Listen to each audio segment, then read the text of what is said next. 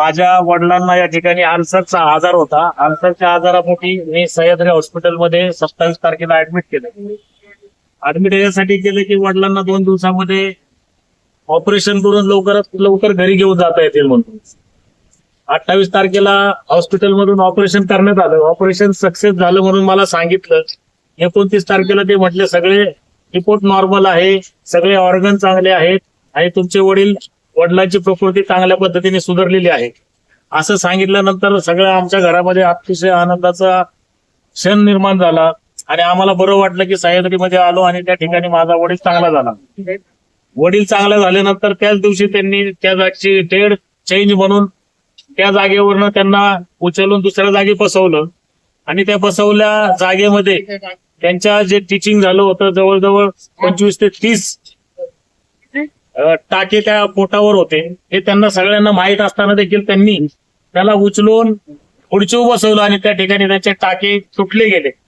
टाके तुटल्यानंतर ती जखम उघडी पडली आणि जखम उघडी पडलेले त्यांना माहीत असताना देखील त्यांनी कुठल्याही पद्धतीची आम्हा नातेवाईकांना, मी मुलगा त्या ठिकाणी असताना देखील मला कुठलीही माहिती नाही दिली आणि तसंच ट्रीटमेंट चालू झाली. त्या दिवसापासून आज तारीख आहे 10 तारीख, त्या दिवसापासून आतापर्यंत पूर्ण सगळे उपचार चालू आहे असं सांगून, खोटं सांगून सगळे प्रयोग चालू होते.